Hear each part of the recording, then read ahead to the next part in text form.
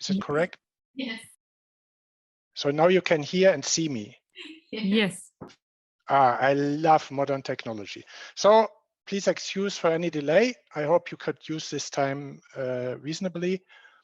I was asked to give a short presentation on our experience with shedding light on the invisible, or as I would say it, making invisible visible. My name is André Streilein. I'm working at the Swiss Federal Office of Topography. I have a technological background. I'm coming from the field of Earth observation, photogrammetry, and remote sensing.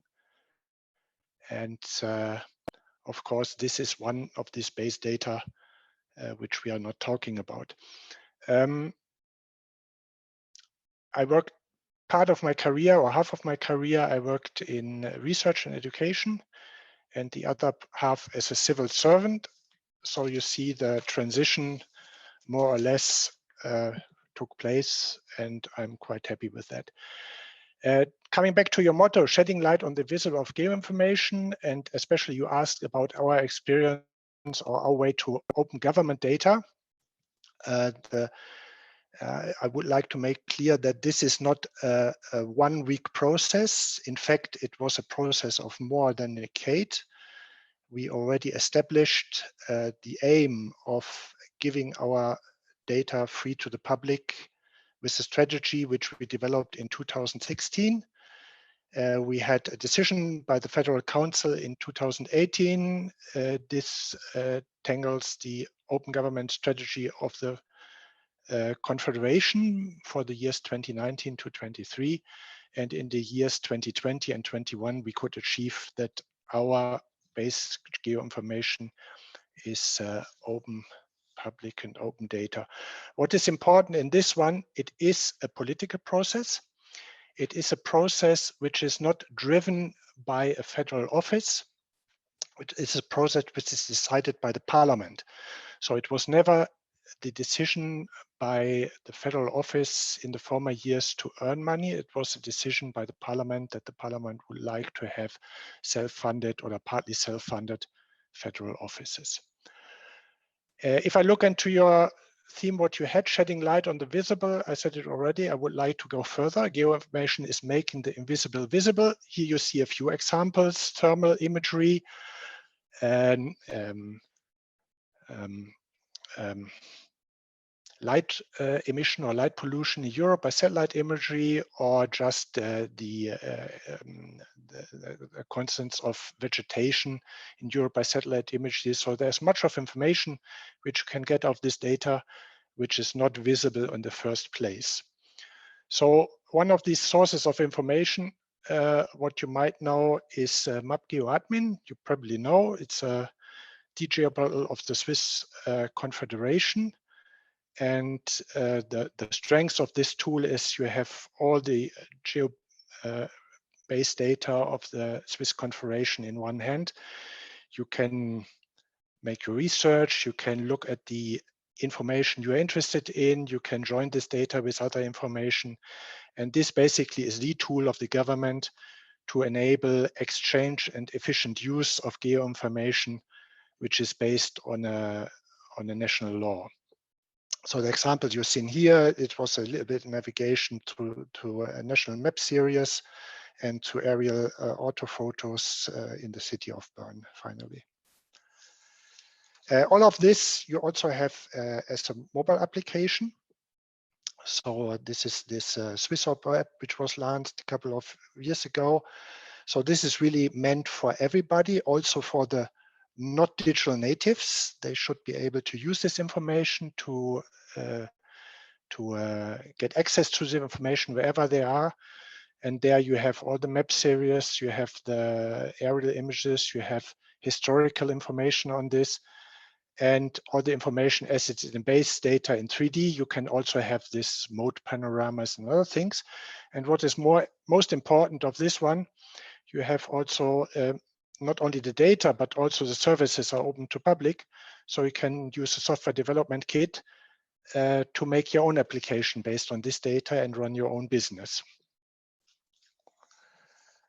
So then as it's 3D data, you have all the opportunities of visualize them. This is probably the most cases you already seen. Here in this cases, it's a fly-through over the Maggiore Delta in Tessin.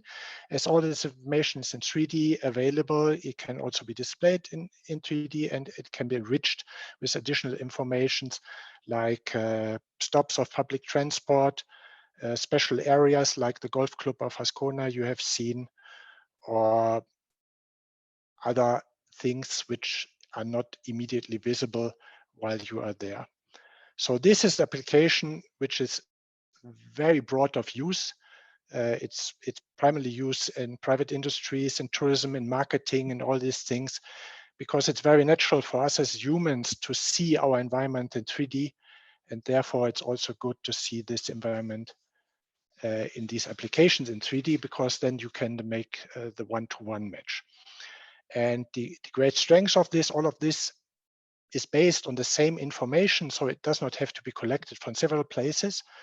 And all these informations cover the same time periods, or they have the same time pad, so they're also related to each other, so they fit to each other. You don't have houses which are flying above the ground or whatever things, and you don't have conflicts between the different topics.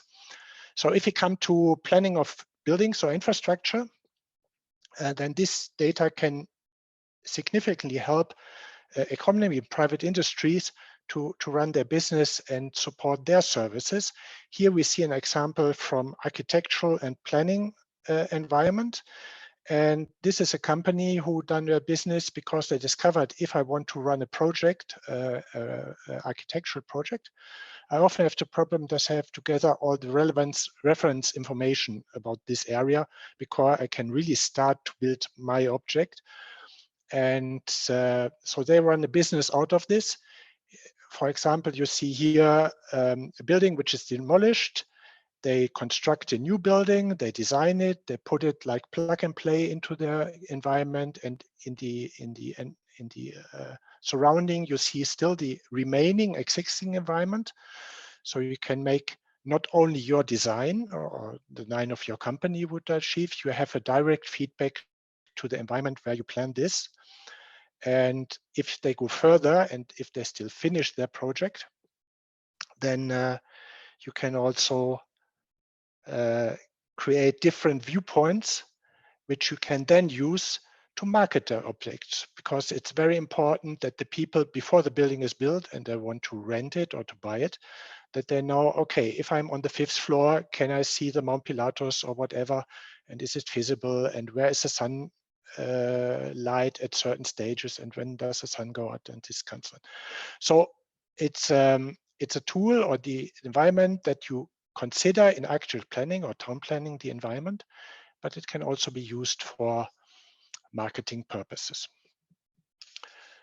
Something else which tackles us every day, besides technical problems, is climate change. And climate change has also something to do with making the invisible visible, because climate change happens in longer periods, and in our human behavior, we do not have a very good perception of time. So here the advantage of a national archive of geoinformation is really that this office, since nearly 200 years, collected all this information and maintain it. And this is really a treasure which is now open to the public to make your analysis and your observation with this. For example, you see here the glacier Mortarac in Grijoun. And you see, of course, the post sign when you are there. So this is quite impressive, but it's even quite impressive if you look at the data. For example, you see here in aerial images of 2018, the glacier. If you compare it to an aerial image from 1946, it's almost double in length. And if you then even compare it to a Dufour map of 1860, so you see really see the development of the climate change in our glaciers and also in our vegetation. And this is something which is then actually used by scientists in this field, glaciologists. They not only use this information to show what happened, like here at the University of Fribourg who does it, they are also able so for example, they first show what happened in this data. So you see how the change or the diminishing of the glaciers happened over time. But with the data and assumption of the future, they can also predict what will happen in the future to these glaciers, and they can simulate it. And with this simulation, you can see not only how the glaciers then divine, but also, and this is very important, you can determine where potential glacier lakes appear, because these glacier lakes are threat to publicity who is working or living there. Something else what you can use in this wide use is education. So you can use this information to give educational services to teachers or to people. Something what we do for primary and media school is the treasure map, how we call it. So every year, there's a specific topic where kids in schools then learn how to deal or how to understand what geoinformation is and how to use it, and also where the limits of this is. And topics we had in the former years were castles or water or culture and tradition or wildlife, or this year it is tourism. And the same we also do with school maps. On a broader basis, this is then more together with teachers, where we develop educational settings in order to introduce geoinformation in school in the first stage. Something else where this information and also the 3D information is quite significant is in environmental monitoring, or showing the effect of environmental change. Here's an example of the Federal Office of Environment. They have a task that they would like to have the transfer of goods safe and with less impact to the citizens in Switzerland to ensure. And they have a network where they measure the impact of noise and pollution from transporting public goods to along the highways. And in this example, we see just the noise reduction interpolated from 27 different stations where they record noise. And the very interesting thing with that one is that noise travels linear, but due to the reflections of buildings and mountains, the impact is not so easy to predict. So these models help, or this data helps to calculate the effect impact on the citizens in certain areas on the noise which comes from the highways. So basically, you cannot make a good prediction without knowing your 3D environment, what you have. Something else, what is, yeah? A short comment, it would be great to have at least time for one question. So if you could try. Exactly, I can cut whenever you want. I would like to show you maybe one last example, which might be interesting for you. And this is what has geoinformation to do with the energy strategy of Switzerland. So, you know, we have a new strategy since Fukushima and others in 2011. We would like to support renewable energies. And in this case, we use geoinformation and the radiance from Meteo Swiss to enable the people to detect or to estimate the value if they put solar panels on their roofs. The problem was that in former years, we spent a lot of money for advertising, and the effect on the public was very low. The people dare to put it on this because they feel unsure about, does it really work out? I have to invest a lot of money. Where do I get it back? And these kind of things. So it was changed. We use just the roof tapes of our landscape model. We use radiation from Meteo Schweiz, which is known. And then there is a front end which was designed where the people can look into it. They can look for a certain address. They can calculate a few parameters on this desk, what they would like to have. Then they can improve a little bit in the details, how many people are working there, what do you expect, where you are. And then the most efficient thing is they get a PDF report at the end. And this PDF report does not leave a burden for them to go to private companies to build such a system for them. They do not have a burden for them to go to communities to ask for the subsidies. So with this, they have some security in hand that if they would like to invest in this technology, they do not stand with all the cost alone. And the effect was that this knowledge and this low-level input, what we can give to them, that this really rises the amount of persons who put solar panels on their roofs in the first time. Okay, when the time is over, I can skip all the other examples. Yes, that would be great. Maybe just a little message. This is now free of charge. It's open. You can run your business of it. It's even meant that you run a business and make money out of it. The data is free. It's a big treasure, and please make use of it. That's a great last statement. Thank you, André. Really exciting to see what can be done based on this geoinformation data. And we have one question in the chat from Simon, which was answered more or less, but maybe one more time in particular. In what ways can the data you've published be used? You already mentioned it can be used in commercial context. Can it, for example, as well? It was answered. Okay. It can be used for any purposes. It can be used for any purpose. It can even be faked if you would like to do so. And we discussed it, what to do about that. It's pretty simple. We cannot do anything about it, but you always get the original copy at our later site. So if you are unsure if this data is correct, you can also go back, go back to the origin and see what is correct. Do we have any other questions?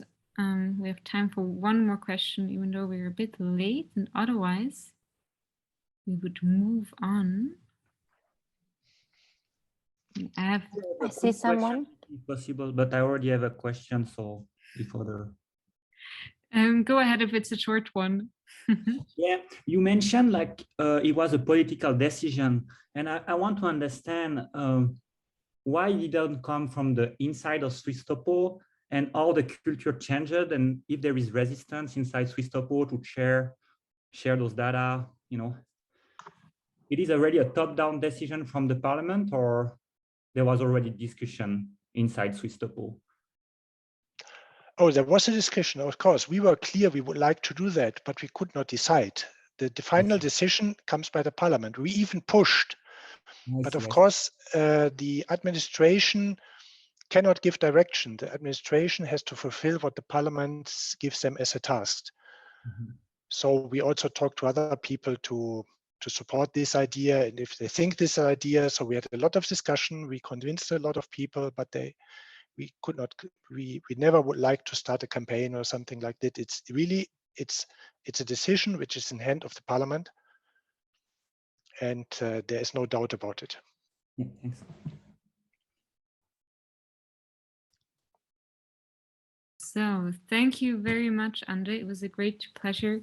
Super interesting insights. And we're still on time somehow. What a wonder. So let's continue right away with our next speaker, Tori Buck.